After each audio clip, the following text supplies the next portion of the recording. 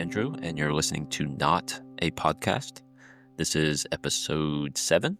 I had to just look up to see what episode number it is because it has been a while. But I'm back and ready to get back to it. What have I been doing in the podcast absence? I've gotten into napping a lot, which has been fun. And, of course, I won a giant duck at SeaWorld, which is the main thing, the main story of my life right now. If you haven't read about that, head over to andrewknott.substack.com to check out that story.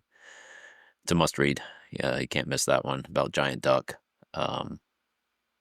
Anyway, this week's story that I'm going to read features a background character in my life. So I'm going to talk a little bit about background characters in writing and storytelling.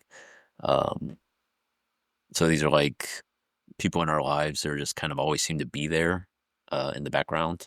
Like not our friends or family, but people are just kind of always there. Like maybe you interact with them like on a superficial level, or sometimes you just observe them.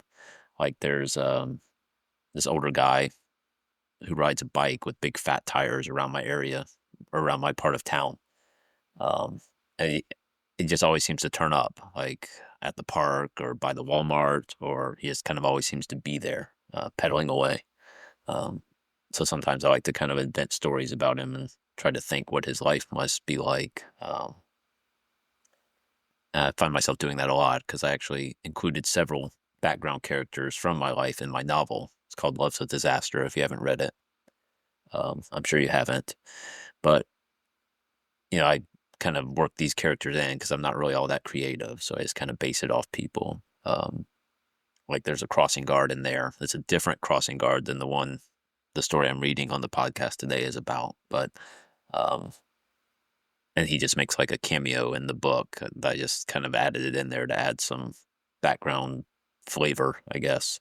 It's just, it's a crossing guard. It just seems like I don't know how to describe it, but like ancient, I guess. And he just moves with, he moves so slowly. It's kind of remarkable.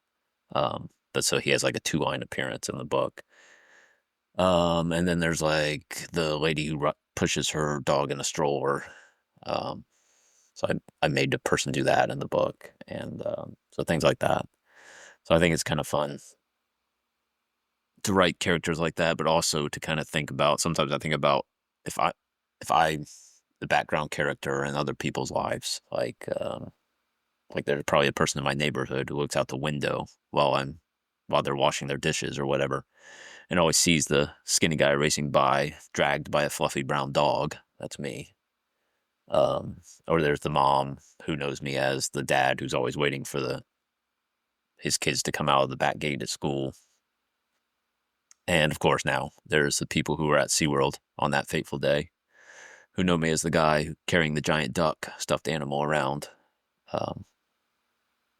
Yeah, that's my legacy. And that's who I am as a background character, maybe.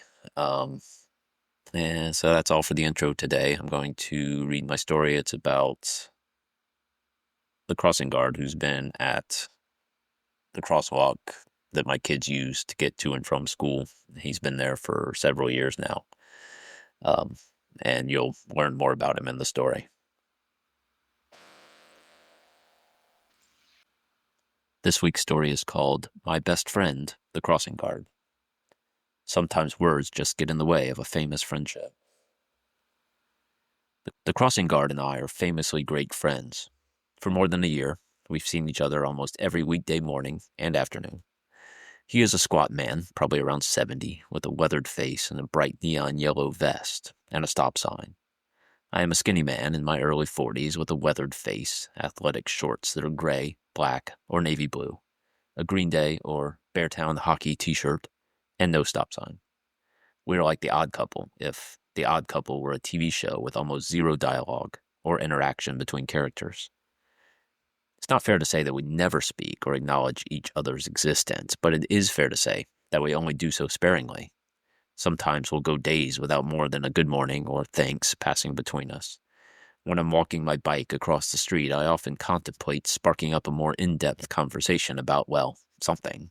But when I start to open my mouth, the crossing guard is often standing there, his stop sign held aloft, his other hand outstretched, staring off into the distance, as if he's searching for something, like he's missing a piece of himself and he needs to find it.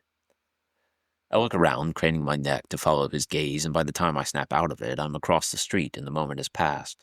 Anyway, I don't think I could ask him, out of the blue, what missing piece of his soul he's constantly searching for down these suburban streets lined with towering pines, thick carpets of grass, and winding walking paths.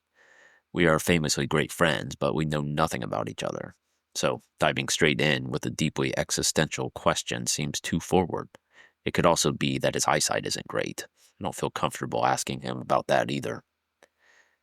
When we do say more than hi or thanks or no problem, approximately 100% of our conversations are about the weather. This caught me off guard at first, not so much that someone would talk about the weather, but rather the crossing guard's unique timing and delivery. One day, after we didn't talk for about 3 to 4 weeks, I was pedaling my bike home in the morning after dropping off the kids. The crossing guard was leaning against his compact SUV, stop sign dangling at his side, and he suddenly shouted, "Might get some rain today!" I was so stunned I almost fell off my bike in the middle of the street, where I almost certainly would have been plowed into a bloody pulp by one of the cars or trucks that drag raced through the school zone. Luckily, I was able to stay in the saddle and keep the bike upright because that kind of mess would have looked terrible on the crossing guard's resume. I doubt anyone even noticed my slight wobble because I seamlessly turned my head and shouted back over my shoulder, "We could sure use it!" Just like that, our friendship blossomed like a wildflower after a drenching rain. We didn't actually get any wildflowers that day because it didn't end up raining, but even that crushing disappointment couldn't dampen our mood. From that day forward, about once every 10 times we crossed paths, one of us mentioned the possibility of rain, the lack of rain, the need for rain, or, for a few glorious days back in the late spring, just how much rain we'd been getting. Buckets, we said. It was like buckets of rain. Oh, how pleased we were. The other 9 out of 10 times we crossed paths, we continued to ignore each other completely, but the shift was palpable. The air almost crackled with an electric current of connection every time we didn't make eye contact. At the end of last school year, overcome with emotion about our imminent parting of ways, I purchased the crossing guard a Dunkin' Donuts gift card and placed it inside a thank you note. I had him pegged as a Dunkin' man rather than a Starbucks stan, and if anyone would know his preferences, it would clearly be me.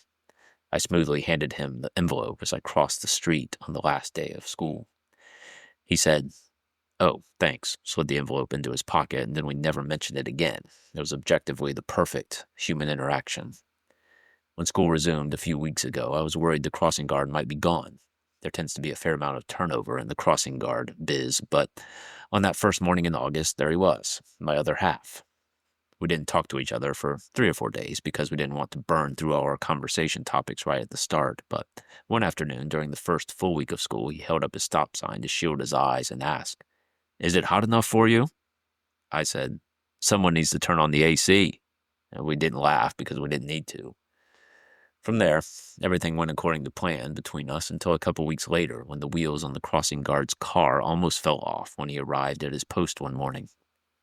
Had that happened when he was going down I-95 doing 70, the crossing guard posited, I wouldn't be here right now. We both grimaced a little, letting the gravity of that sink in. Because he had left his phone at home, it was a new one, and he forgot to charge it, so it was dead as a doornail, or rather, as dead as he might have been, had he been zipping down the interstate when his wheels fell off. I let him use my phone. It was literally the least I could do, unfortunately.